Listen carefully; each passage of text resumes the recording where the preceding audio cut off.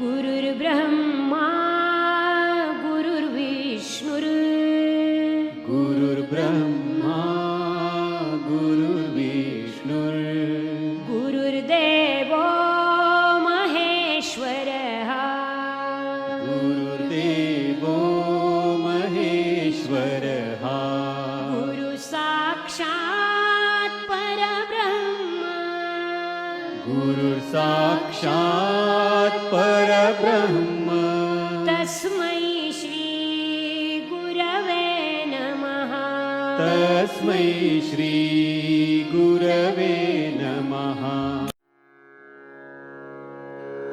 ॐ नमो भगवते वासुदेवाय ॐ नमो भगवते वासुदेवाय ॐ नमो भगवते वासुदेवाय ॐ नमो भगवते वासुदेवाय ॐ नमो भगवते वासुदेवाय वासुदेवाय वासुदेवाय।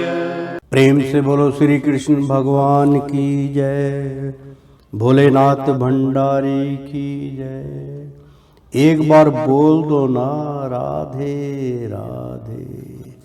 प्यारे भक्तों मित्रों, श्री हरि सचित्र श्री भागवत सुधा सागर सुख सागर भगवान वेद व्यास कृत श्रीमद् भागवत 12 सखंदों की सरल हिंदी व्याख्या श्लोका सहित प्रस्तुति की जा रही है। आचार्य श्री राजेंद्र कुमार सूर्यवंशी भगवान श्री कृष्ण नारायण के चरणों की धूल उनके शिष्य के मुख के द्वारा अमृत वाणी विष्णु नारायण की अमृत वाणी का पान कीजिए, प्रसाद को ग्रहण कीजिए। ज्ञान यज्ञ का प्रसाद है मित्रों, लेना मत भूलिए। तो प्रेम से बोलो श्री कृष्ण भगवान की जय। छठा सखंद का 9वां अध्याय हम अब शुरू करने जा रहे हैं। पिछले 8वें अध्याय में हमने आपको ज्ञान यज्ञ की चर्चा की थी कि श्री सुखदेव जी कहते हैं, परीक्षित, जो पुरुष इस नारायण कवच को समय पर सुनता है और जो आदर पूर्वक इसे धारण करता है उसके सामने सभी प्राणी आदर से झुक जाते हैं और वह सब प्रकार के भयों से मुक्त हो जाता है। परीक्षित, सत्य कर्तु इंद्र ने आचार्य विश्वरूप जी से यह वैष्णवी विद्या प्राप्त करके रणभूमि में असुरों को जीत लिया और वे त्रिलोक के लक्ष्मी का उपभोग करने लगे। प्रेम से बोलो श्री कृष्ण भगवान की जय। एक बार बोल दो ना श्री सुखदेव जी महाराज की जय। मित्रों भक्तों, षष्ठ स्कंद या छठा स्कंद का 9वां अध्याय हम अब शुरू करने जा रहे हैं। ध्यान से इस प्रसाद को ग्रहण कीजिएगा। विश्व रूप का वध वित्रासुर द्वारा देवताओं की हार और भगवान की प्रेरणा से देवताओं का दधीची ऋषि के पास जाना। तो प्रेम से बोलो हरे कृष्ण भगवान की जय। श्री सुखदेव जी कहते हैं, परीक्षित, हमने सुना है कि विश्व रूप के 3 सिर थे। वे एक मुंह से सोमरस तथा दूसरे से सूरा पीते थे और तीसरे से अन्न खाते थे। उनके पिता तवष्टा आदि 12 आदित्य देवता थे, इसलिए वे यज्ञ के समय प्रत्यक्ष रूप में ऊंचे स्वर से बोलकर बड़े विनय के साथ देवताओं को आहुति देते थे। साथ ही वे छिप छिप कर असुरों को भी आहुति दिया करते थे। उनकी माता असुर कुल की थी, इसलिए वे मातृ स्नेह के वशीभूत होकर यज्ञ करते समय उस प्रकार असुरों को भाग पहुंचाया करते थे। देवराज इंद्र ने देखा कि इस प्रकार वे देवताओं का अपराध और धर्म की ओट में कपट कर रहे हैं। इससे इंद्र डर गए और क्रोध में भरकर उन्होंने बड़ी फुर्ती से उनके तीनों सिर काट लिए। विश्व रूप का सोम रस पीने वाला सिर पापीहा, सुरापान करने वाला गोरैया और अन्न खाने वाला तीतर हो गया। इंद्र चाहते तो विश्व रूप के वध से लगी हुई हत्या को दूर कर सकते थे, परंतु उन्होंने ऐसा करना उचित ना समझा, वरन हाथ जोड़कर उसे स्वीकार कर लिया था। 1 वर्ष तक उससे छूटने का कोई उपाय नहीं किया। तदंतर सब लोगों के सामने अपनी शुद्धि प्रकट करने के लिए उन्होंने अपनी ब्रह्म हत्या को 4 हिस्सों में बांटकर पृथ्वी, जल, वृक्ष और स्त्रियों को दे दिया। परीक्षित, पृथ्वी ने बदले में यह वरदान लेकर कि जहाँ कहीं खड्डा होगा वह समय पर अपने आप भर जाएगा। इंद्र की ब्रह्म हत्या का चतुर्थांश स्वीकार कर लिया। वही ब्रह्म हत्या पृथ्वी में कहीं कहीं उसर के रूप में दिखाई पड़ती है। दूसरा चतुर्थांश वृक्षों ने लिया। उन्हें यह वर मिला कि उनका कोई हिस्सा कट जाने पर फिर जम जाएगा। उनमें अब भी गोंद के रूप में ब्रह्म हत्या दिखाई पड़ती है। स्त्रियों ने यह वर पाकर कि वे स्वरदा पुरुष का सहवास कर सकें। ब्रह्म हत्या का तीसरा चतुर्थांश स्वीकार किया। उनकी ब्रह्म हत्या प्रत्येक महीने में रज के रूप से दिखाई पड़ती है। जल ने यह वर पाकर ही खर्च करते रहने पर भी निर्झर आदि के रूप में तुम्हारी बढ़ती ही होती रहेगी। ब्रह्म हत्या का चौथा चतुर्थ स्वीकार किया। फेन, बुद्ध आदि के रूप में वही ब्रह्म हत्या दिखाई पड़ती है। ऐत एवं मनुष्य उसे हटाकर जल ग्रहण किया करते हैं। विश्व रूप की मृत्यु के बाद उनके पिता तवष्टा, हे इंद्र, शास्त्रों तुम्हारी अभिबुद्धि हो और शीघ्र से शीघ्र तुम अपने शत्रु को मार डालो। इस मंत्र से इंद्र का शत्रु उत्पन्न करने के लिए हवन करने लगे। यज्ञ समाप्त होने पर अनवाहार पंचन नामक अग्नि दक्षिणी गिन से एक बड़ा भयावना दैत्य प्रकट हुआ। वह ऐसा जान पड़ता था मानो लोगों का नाश करने के लिए प्रलयकालीन विकराल काल ही प्रकट हुआ हो। परीक्षित, वह प्रतिदिन अपने शरीर के सब और बाण के बराबर बढ़ जाया करता था। वह जले हुए पहाड़ के समान काला और बड़े डील डोल का था। उसके शरीर से और शरीर में से संध्याकालीन बादलों के समान दीप्त निकलती रहती थी। उसके सिर के बाल और दाढ़ी मूछ तपे हुए तांबे के समान लाल रंग के तथा नेत्र दोपहर के सूर्य के समान प्रचंड थे। चमकते हुए 3 नोकों वाले त्रिशूल को लेकर जब वह नाचने, चिल्लाने और कूदने लगता था, उस समय पृथ्वी कांप उठती थी और ऐसे जान पड़ता था कि उस त्रिशूल पर उसने अंतरिक्ष को उठा रखा है।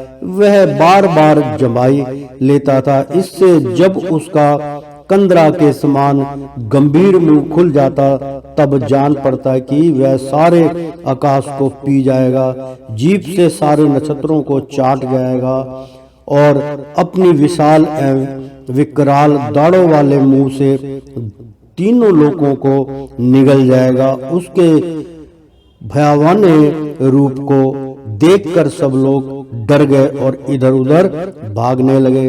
परीक्षित, तवष्टा के तनों तमोगुणी पुत्र ने सारे लोगों को घेर लिया था। इसी से उस पापी और अत्यंत क्रूर पुरुष का नाम वित्रासुर पड़ा। बड़े बड़े देवता अपने अपने अनुयायियों के सहित एक साथ ही उस पर टूट पड़े।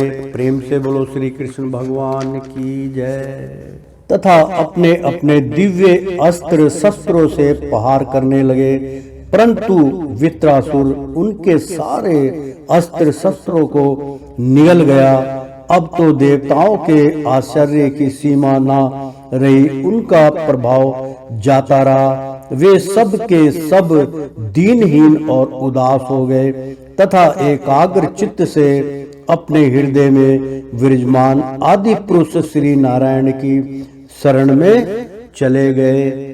देवताओं ने भगवान से प्रार्थना की, वायु, आकाश, अग्नि, जल और पृथ्वी, ये पांचों भूत, इनसे बने हुए तीनों लोक, उनके अधिपति ब्रह्मा आदि तथा हम सब देवता जिस काल से डरकर उसे पूजा सामग्री की भेंट दिया करते हैं, वही काल भगवान से भयभीत रहता है। इसलिए अब भगवान ही हमारे रक्षक हैं। प्रभु, आपके लिए कोई नई बात ना होने के कारण कुछ भी देखकर आप विस्मित नहीं होते। आप अपने स्वरूप के साक्षात्कार से ही सर्वथा पूर्ण काम सम एवं शांत हैं। जो आपको छोड़कर किसी दूसरे की शरण लेता है वह मूर्ख है। वह मानो कुत्ते की पूंछ पकड़कर समुद्र पार करना चाहता है। वह सत्वत व्यवस्थ मनु पिछले कल्प के अंत में जिनके विशाल सींग में पृथ्वी रूप नौका को बांधकर अनायास ही प्रलयकालीन संकट से बच गए, वे ही मत्सल्य भगवान हम शरणागतों को वित्रासुर के द्वारा उपस्थित किए हुए दुस्तर भय से अवश्य बचाएंगे। प्राचीन काल में प्रचंड पवन के थपेड़ों से उठी हुई उताल तरंगों की गर्जना के कारण ब्रह्मा जी भगवान के नाभि कमल से अत्यंत भयानक प्रलयकालीन जल में गिर पड़े थे। यद्यपि वे असहाय थे, तथापि जिनकी कृपा से वे उस विपत्ति से बच सके, वे ही भगवान हमें इस संकट से पार करें। उन्हीं प्रभु ने अद्वितीय होने पर भी अपनी माया से हमारी रचना की और उन्हीं के अनुग्रह से हम लोग सृष्टि कार्य का संचालन करते हैं। यद्यपि वे हमारे सामने ही सब प्रकार की चेष्टाएं कर करा रहे हैं, तथापि हम स्वतंत्र ईश्वर हैं। अपने इस अभिमान के कारण हम लोग उनके स्वरूप को देख नहीं पाते। वे प्रभु जब देखते हैं कि देवता अपने शत्रुओं से बहुत पीड़ित हो रहे हैं, तब वे वास्तव में निर्विकार रहने पर भी अपनी माया का आश्रय लेकर देवता, ऋषि, पशु, पक्षी और मनुष्य आदि योनियों में अवतार लेते हैं। तब युग युग में हमें अपना समझकर हमारी रक्षा करते हैं। वे ही सबके आत्मा और परम आराध्य देव हैं।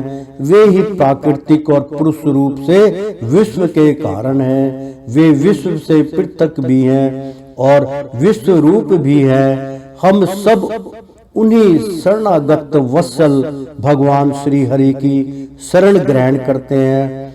उद्रा शिरोमणि प्रभु अवश्य ही अपने निजी जन हम देवताओं का कल्याण करेंगे। प्रेम से बोलो श्री नारायण की जय। श्री सुखदेव जी कहते हैं, महाराज, जब देवताओं ने इस प्रकार भगवान की स्तुति की, तब स्वयं शंख चक्र गदा पद्मधारी भगवान उनके सामने पश्चिम की ओर अंतरदेश में प्रकट हुए।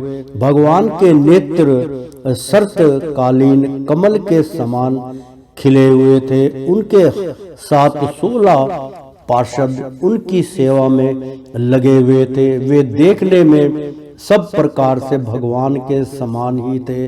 केवल उनके वक्ष स्थल पर श्रीवास्तव का चिन्ह और गले में कौस्तुभ मणि नहीं थी। परीक्षित, भगवान का दर्शन पाकर सभी देवता आनंद से विह्वल हो गए।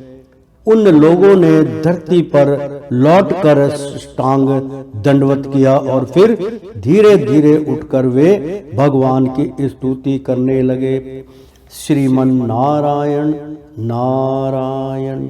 देवताओं ने कहा, भगवान, यज्ञ में स्वर्ग आदि देने की शक्ति तथा उनके फल की सीमा निश्चित करने वाले काल भी आप ही हैं। यज्ञ में विघ्न डालने वाले दैत्यों को आप चक्र से छिन्न भिन्न कर डालते हैं। इसके लिए आपके नामों की कोई सीमा नहीं है। हम आपको बार बार नमस्कार करते हैं। विधात, सत्व, रज, तम, इन तीनों गुणों के अनुसार जो उत्तम, मध्यम और निष्कर्ष गतियां प्राप्त होती हैं, उनके नियामक आप ही हैं। आपके परम पद का वास्तविक स्वरूप इस कार्य रूप जगत का कोई आधुनिक प्राणी नहीं जान सकता।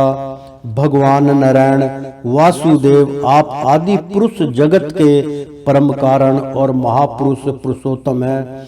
आपकी महिमा असीम है। आप परम मंगलमय, परम कल्याण स्वरूप और परम दयालु हैं। आप ही सारे जगत के आधार एवं आदित्य हैं। केवल आप ही सारे जगत के स्वामी हैं। आप सर्वेश्वर है तथा सौंदर्य और मृदुलता की अधिष्ठात्री देवी लक्ष्मी के परम पति है। प्रभु परम हंस परिवारजक विरतक महात्मा, जब आत्म संयम रूप परम समाधि से भली भांति आपका चिंतन करते हैं, तब उनके शुद्ध हृदय में परम हंसों के धर्म वास्तविक भागवत भजन का उदय होता है।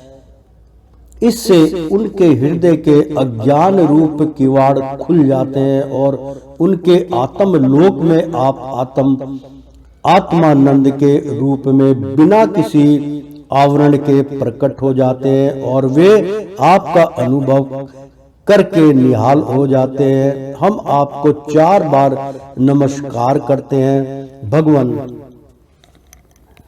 आपकी लीला का रहस्य जानना बड़ा ही कठिन है, क्योंकि आप बिना किसी आश्रय और प्राकृत शरीर के हम लोगों के सहयोगी की अपेक्षा ना करके निगुण और निराकार होने पर भी स्वयं ही इस संगुण जगत की सृष्टि, रक्षा और संहार करते रहते हैं। भगवान, हम लोग यह बात भी ठीक नहीं समझ पाते कि सृष्टि क्रम में आप देवदत्त आदि किसी व्यक्ति के समान गुणों के कार्य रूप इस जगत में जीवन रूप से प्रकट हो जाते हैं और कर्मों के अधीन होकर अपने किए अच्छे बुरे कर्मों का फल भोगते हैं, अथवा आप आत्मा राम शांत स्वभाव एवं सबसे उदासीन साक्षी मात्र रहते हैं तथा सबको समान देखते हैं। हम तो यह समझते हैं कि यदि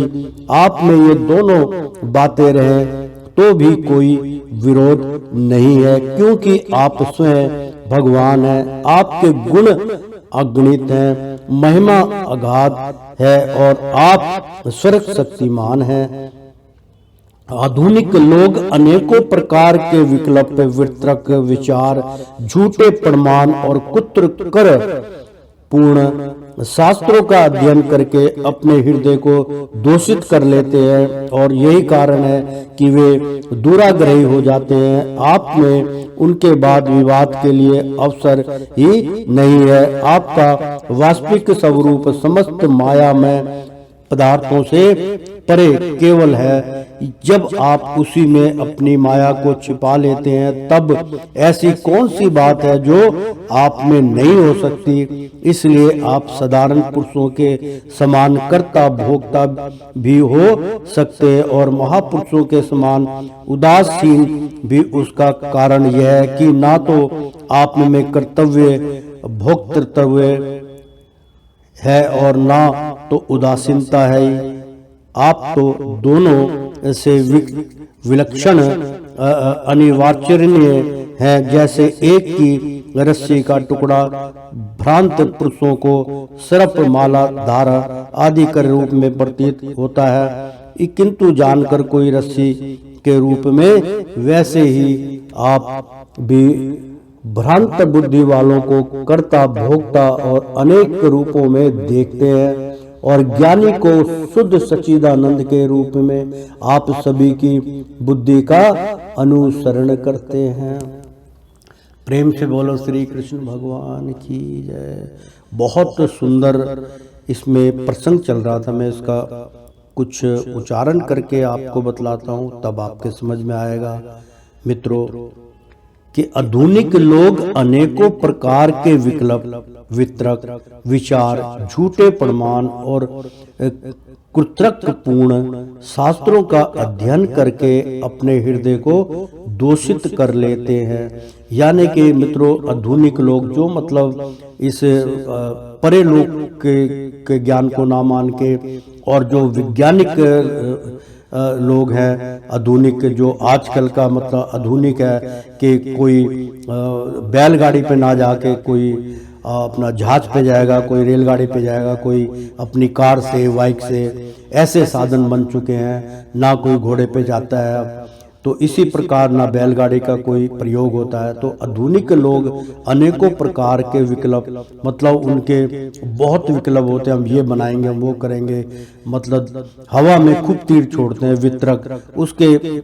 उसके बाद वो उसके जो तर्क होते हैं वो बिल्कुल धर्म के विरुद्ध बोलते हैं, ये ऐसे नहीं होता, ये ऐसे होता है। तो विचार, उनके विचार भी झूठे प्रमाण, मतलब विचार बदल देते हैं, झूठे प्रमाण देते हैं और कृतकर्णपूर्ण, यानी कि वो सारे कर्तव्य पूर्ण कर लेते हैं जो नहीं करने चाहिए, जिनको हम देवता मानते हैं। वो कहते हैं ये सब जो है झूठ फरेब है, ऐसा कुछ नहीं है। तो शास्त्रों का अध्ययन करके, यानी कि जो शास्त्र है उसका अध्ययन करके, यानी कि बिगर शास्त्र के उनके पास ज्ञान की उत्पत्ति नहीं होती।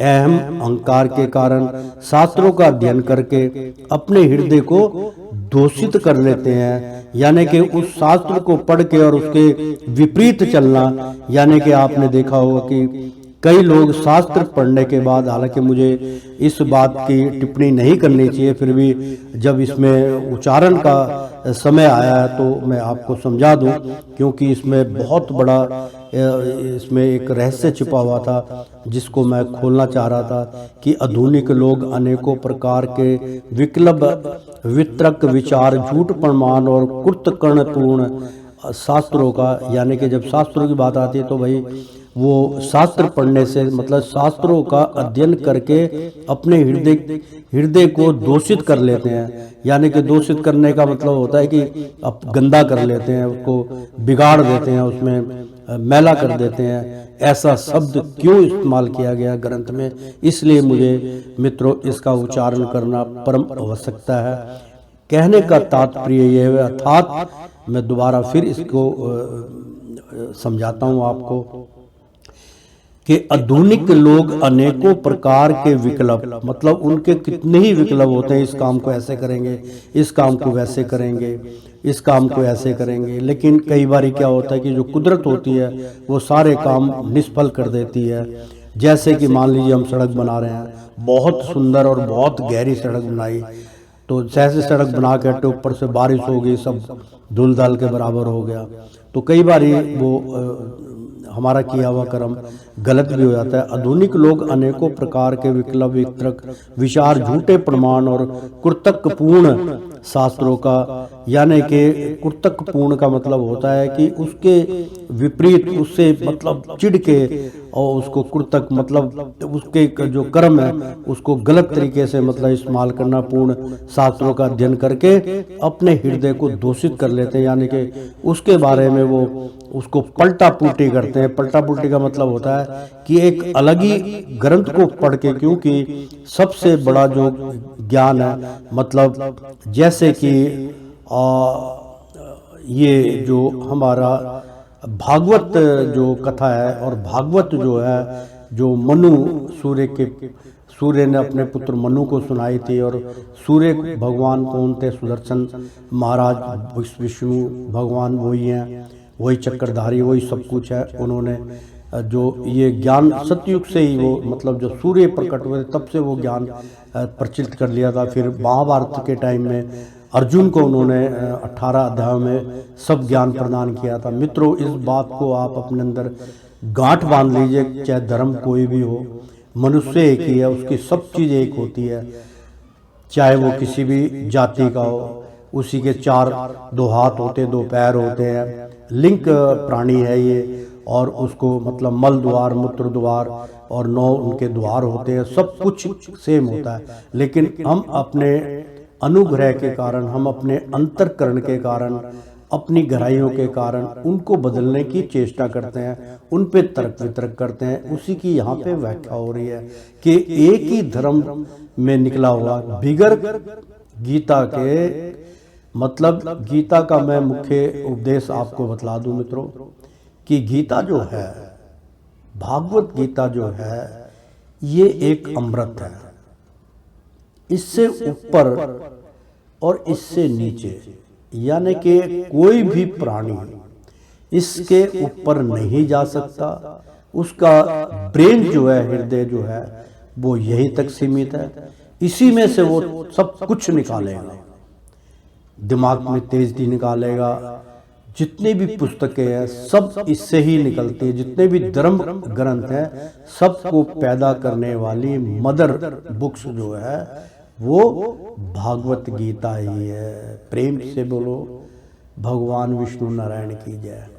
तो मित्रों, इस बात को अब देखा होगा कि अलग अलग हजारों ग्रंथ बनाए गए, लेकिन उसका तात्पर्य अगर आप सत्य माने तो वो इस भागवत से ऊपर नहीं जा सकती, क्योंकि जो औलाद होती है वो माता पिता को कभी नहीं पछाड़ सकती।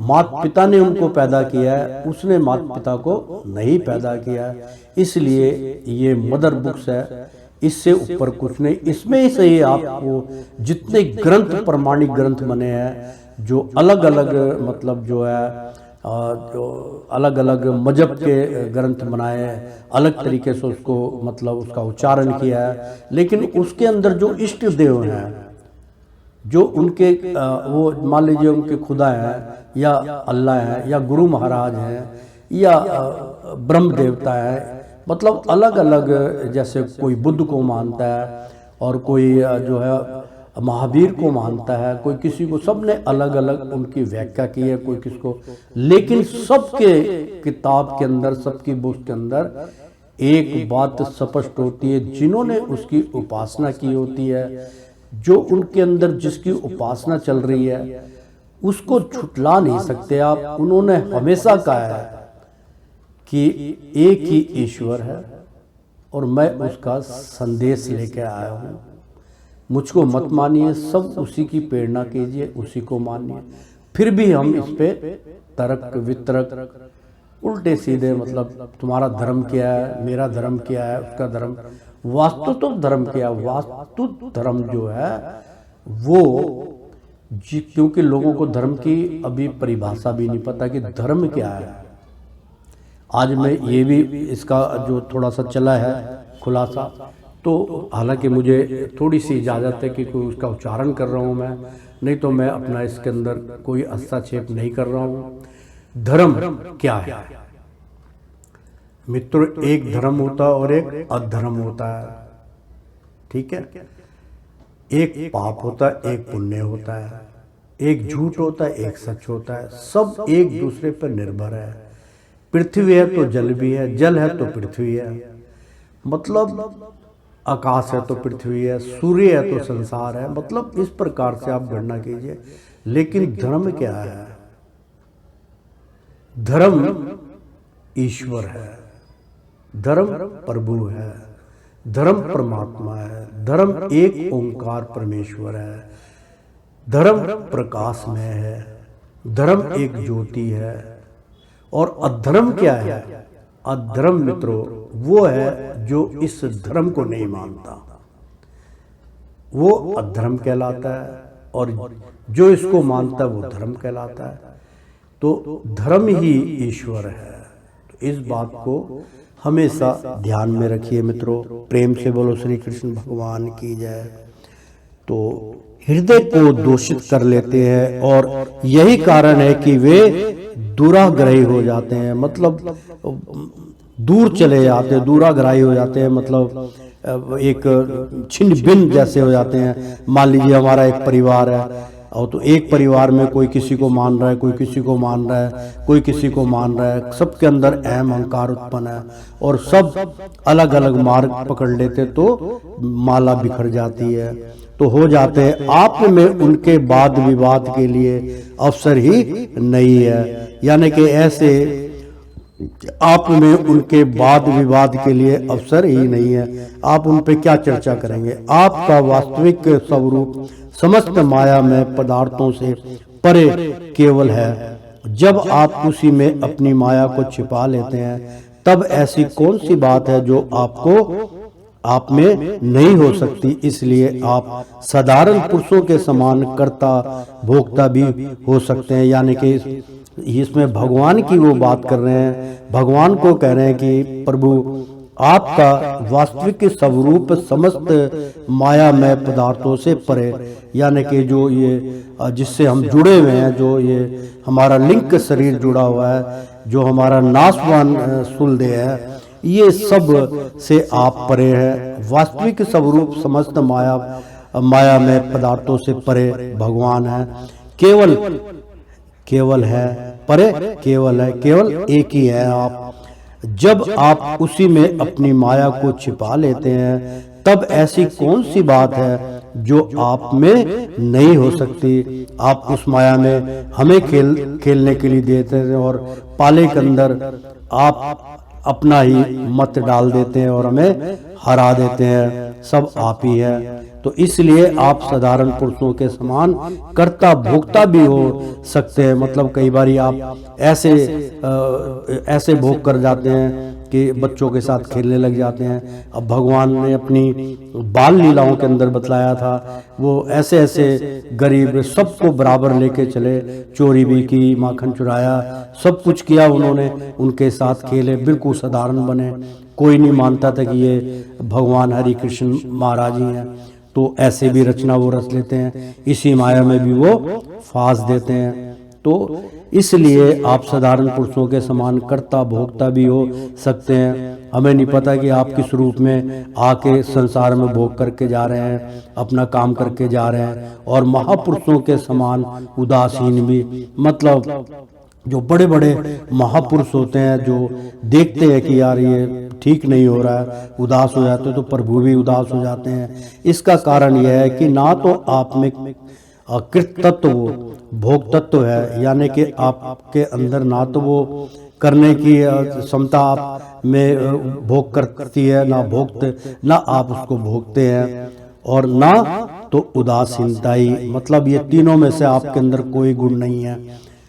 तो आप तो दोनों से विलक्षण अनिर्वचनीय है, मतलब दोनों से अलग हैं। जैसे एक ही रस्सी का टुकड़ा भ्रांत पुरुषों को सर्प, यानी कि रस्सी का एक टुकड़ा होता है, उसको हिलाओ तो कई नजर आते हैं। भ्रांत पुरुषों को सर्प, माला, धारा आदि के रूप में प्रतीत होते हैं। किसी की माला पहन ली, उसको हिला दिया, किसी जानकार को रस्सी के रूप में। वैसे ही आप भी भ्रांत बुद्धि वालों को कर्ता भोक्ता आदि अनेक रूपों में देखते हैं, और ज्ञानी को शुद्ध सच्चिदानंद के रूप में आप सभी की बुद्धि का अनुसरण करते हैं। सबको जानते हैं आप, किसके अंदर क्या चल रहा है। तो विचार पूर्वक देखने से मालूम होता है कि आप ही समस्त वस्तुओं में वस्तु तत्व के रूप से विराजमान हैं, सबके स्वामी हैं और संपूर्ण जगत के कारण ब्रह्मा प्राकृतिक आदि के भी कारण है। आप सबके अंतर्यामी अंतर आत्मा है। इसलिए जगत में जितने भी गुण दोष प्रतीत हो रहे हैं उन सब की प्रतियां अपने अधिष्ठान स्वरूप आपका ही संकेत करती हैं और ऋतुओं ने समस्त पदार्थों का निषेध करके अंत में निषेध की अवधि के रूप में केवल आपको ही श्रेष्ठ रखा है। मधुसूदन भगवान की जय हो। मधुसूदन आपकी अमृतवाणी महिमा रस का अंतर समुद्र है जिसका कोई अंत नहीं है। उसके नन्हे से सीकर का भी अधिक नहीं। एक बार भी स्वाद चख लेने से हृदय में नित्य निरंतर परमानंद की धारा बहने लगती है। उसके कारण अब तक जगत में विषय भोग के जितने भी लेश मात्र प्रति मात्र सुख का अनुभव हुआ है या परलोक आदि के विषय में सुना है, वह सब का सब जिन्होंने भुला दिया है। समस्त प्राणियों के परम प्रीतम हितैषी सुहृद और सर्वात्मा आप ऐश्वर्य निधि परमेश्वर में जो अपने मन को नित्य नियंत्रण लगाए रखते हैं और आपके चिंतन का ही सुख लूटते रहते हैं, वे आपके अनन्य प्रेमी परम भक्त पुरुष ही अपने स्वार्थ और परमार्थ में निपुण हैं। मधुसूदन आपके वे प्यारे और सुहृद भजन जन भला आपके चरण कमलों का सेवन कैसे त्याग सकते हैं, जिससे जन्म मृत्यु रूप संसार के चक्र से सदा के लिए छुटकारा मिल जाता है। प्रभु आप त्रिलोकी के आत्मा और आश्रय है। आपने अपने 3 पगों से सारे जगत को नाप लिया था और आप ही तीनों लोकों के संचालक हैं। आपकी महिमा त्रिलोक का मन हरण करने वाली है, इसमें संदेह नहीं कि दैत्य दानव आदि असुर भी आपकी विभूतियां हैं। तथापि यदि यह उनकी का समय नहीं है, यह सोचकर आप अपनी योग माया से देवता, मनुष्य, पशु, नरसिंह आदि मिश्रित और मत्स्य आदि जलचरों के रूप में अवतार ग्रहण करते और उनके अपराध के अनुसार उन्हें दंड देते हैं। दंडधारी प्रभु जैसी जचे तो आप उन्हीं असुरों के समान इस वित्रासुर का भी नाश कर दीजिए। प्रेम से बोलो विष्णु भगवान की जय, मधुसूदन भगवान की जय। कर डालिए भगवान आप हमारे पिता पितामह सब कुछ है। हम आपके निजन और निरंतर आपके सामने सिर झुकाए रहते हैं। आपके चरण कमलों का ध्यान करते करते हमारा हृदय उन्हीं के प्रेम बंधन से बंध गया है। आपके चरण कमलों का ध्यान करते करते हमारा हृदय उन्हीं के प्रेम बंधन से बंध गया है। आपने हमारे सामने अपना दिव्य गुणों से युक्त साकार विग्रह प्रकट करके हमें अपनाया है। इसलिए प्रभु हम आपसे यह प्रार्थना करते हैं कि आप अपनी दया भरी विशुद्ध सुंदर और शीतल मुस्कान युक्त चितवन से तथा अपने मुखार बिंद से टपकते हुए मनोहर वाणी रूप सुमधुर सुधबिंदु से हमारे हृदय का ताप शांत कीजिए, हमारे अंतर की जलन बुझाइए। प्रभु जिस प्रकार अग्नि की ही देश अंशभूत चिंगारियां आदि अग्नि को प्रकाशित करने में असमर्थ हैं, वैसे ही हम भी आपको अपना कोई भी स्वार्थ परमात्म निवेदन करने में असमर्थ हैं।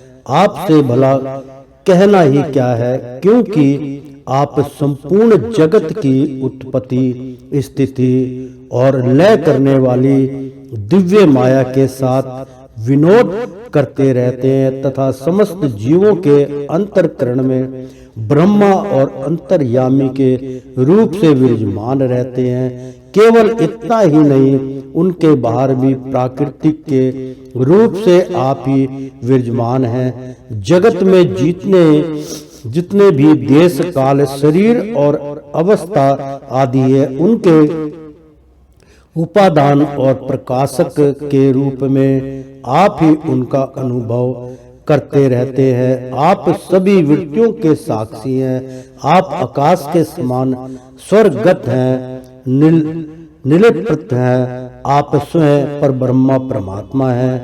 अतएव हम आप अपना अभिप्राय आपसे निवेदन करें, इसकी अपेक्षा ना रखकर जिस अभिलाषा से हम लोग यहाँ आए हैं उसे पूर्ण कीजिए। आप अचिन्त्य, ऐश्वर्य संपन्न और जगत के परम गुरु हैं। हम आपके चरण कमलों की छत्र छाया में आए हैं, जो विविध पापों के फलस्वरूप जन्म मृत्यु रूप संसार में भटकने की थकावट को मिटाने वाली है। सर्वशक्तिमान श्री कृष्ण वित्रासुर ने हमारे प्रभाव और अस्त्र शस्त्रों को तो निगल ही लिया है, अब वह तीनों लोकों को भी ग्रास कर रहा है। आप उसे मार डालिए। प्रभु, आप शुद्ध स्वरूप, हृदय स्थित शुद्ध ज्योति में प्रकाश, आकाश, शब्द के साक्षी,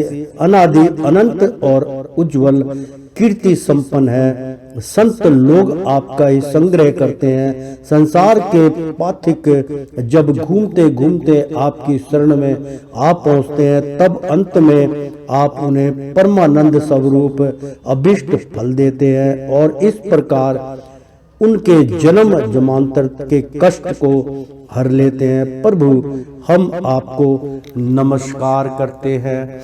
प्रेम से बोलो श्री कृष्ण भगवान की जय।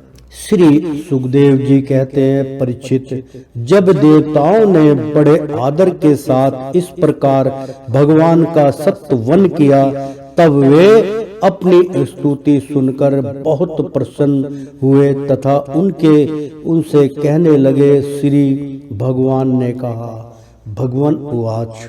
प्रेम से बोलो श्री कृष्ण भगवान की जय, विष्णु नारायण की जय। सुंदर प्रसंग। श्री भगवान ने कहा, श्रेष्ठ देवताओं, तुम लोगों ने स्तुति युक्त ज्ञान से मेरी उपासना की है, इससे मैं तुम लोगों पर प्रसन्न हूँ। इस स्तुति के द्वारा जीवों को अपने वास्तविक स्वरूप की समृद्धि और मेरे भक्ति प्राप्त होती है।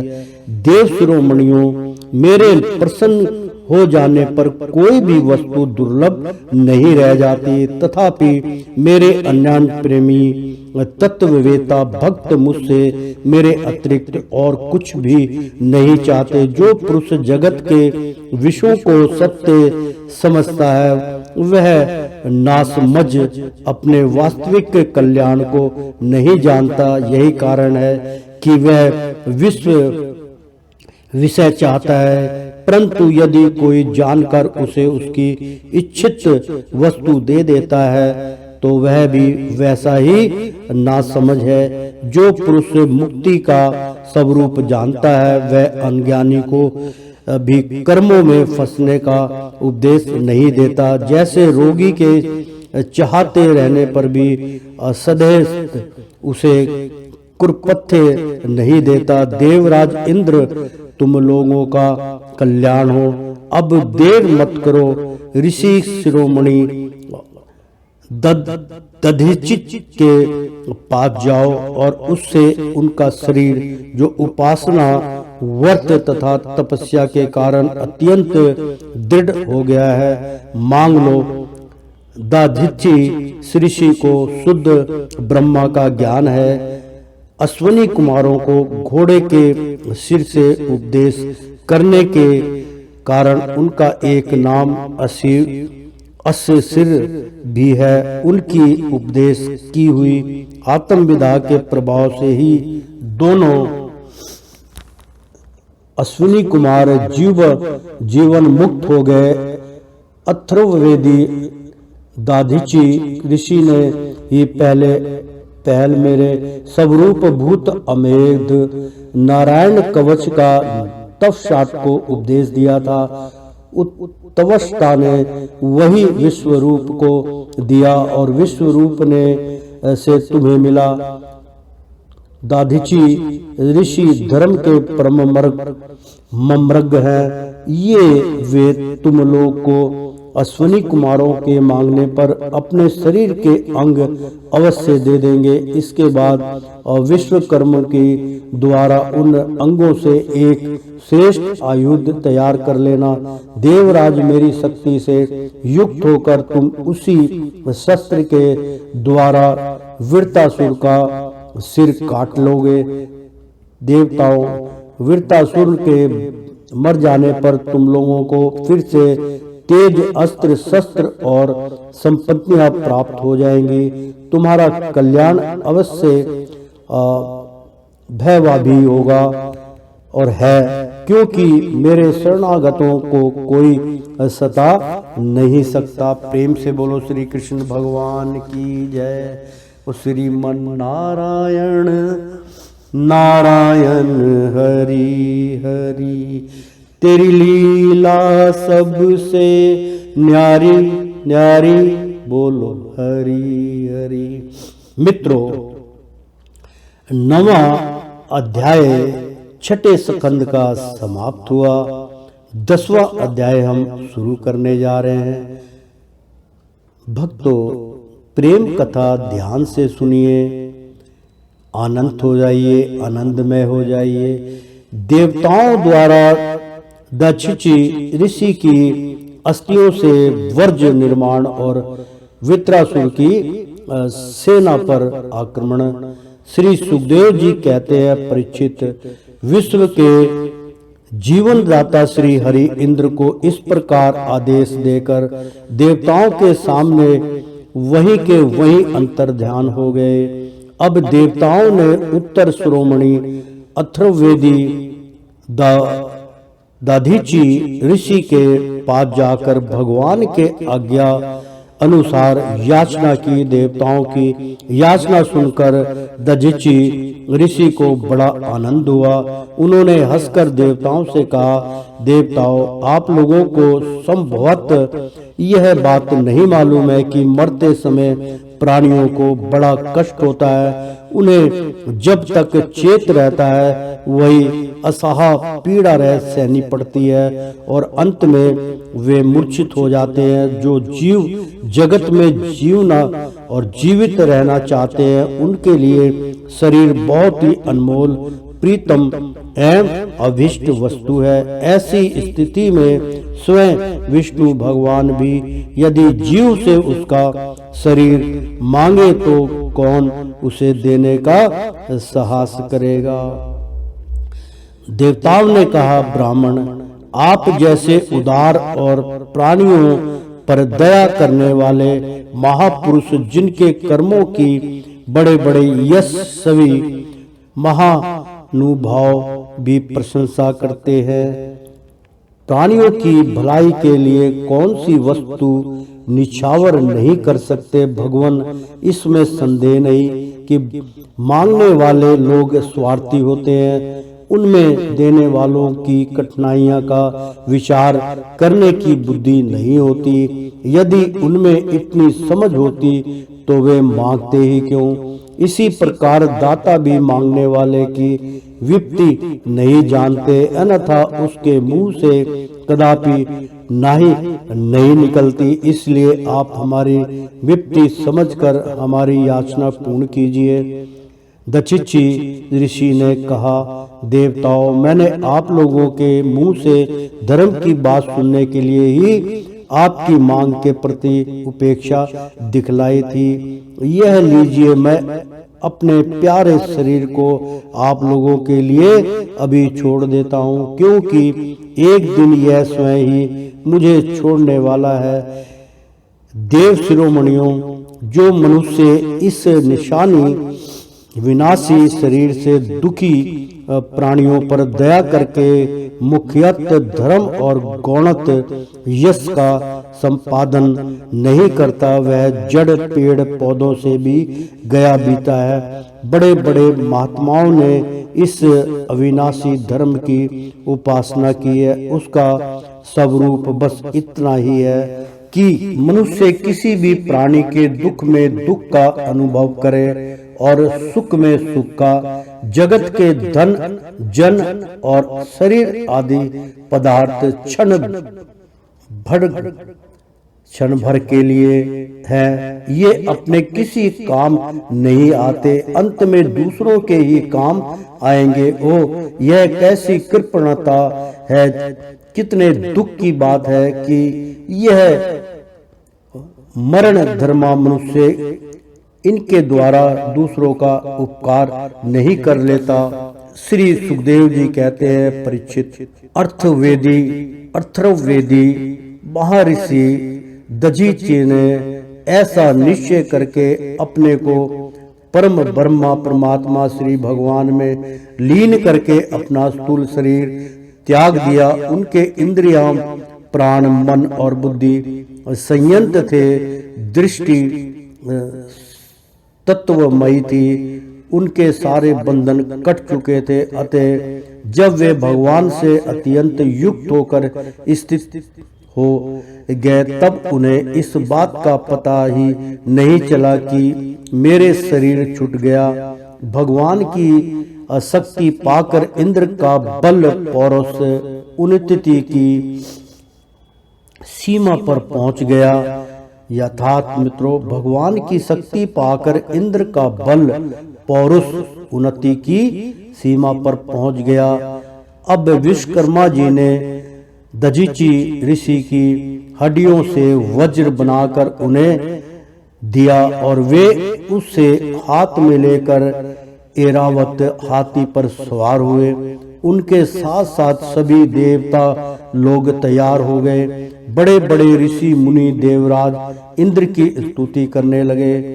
अब उन्होंने त्रिलोकी को हर्षित करते हुए वृत्रासुर का वध करने के लिए उस पर पूरी शक्ति लगाकर धावा बोल दिया। ठीक वैसे ही जैसे भगवान रुद्र क्रोधित होकर स्वयं काल पर ही आक्रमण कर रहे हो।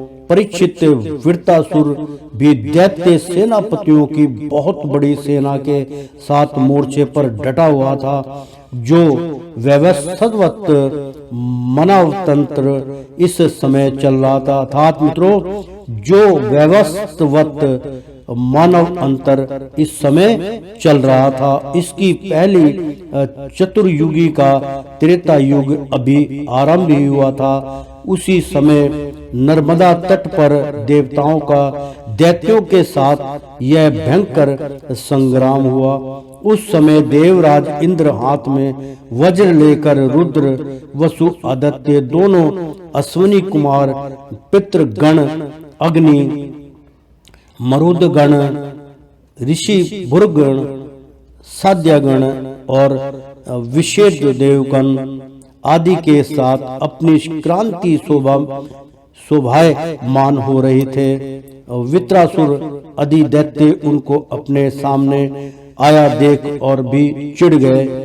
तब नमुची, संभर, अनवरा, द्रिमूर्धा, ऋषभ, अंबर, हायग्रीव, शंकरशिरा, विपरीचिति, अयोमुख, पुलोमा, वृषभप्रभा, प्रोहिति, हेति, उत्कल, सुमाली, माली आदि हजारों दैत्य, दानव एवं यक्ष, राक्षस स्वर्ण के समान साज समान से सुसज्जित होकर देवराज इंद्र की सेना को आगे बढ़ने से रोकने लगे। परीक्षित, उस समय देवताओं की सेना स्वयं मृत्यु के लिए भी अजय थी। वे घमंडी असुर सिंहनाद करते हुए बड़ी सावधानी से देव सेना पर प्रहार करने लगा।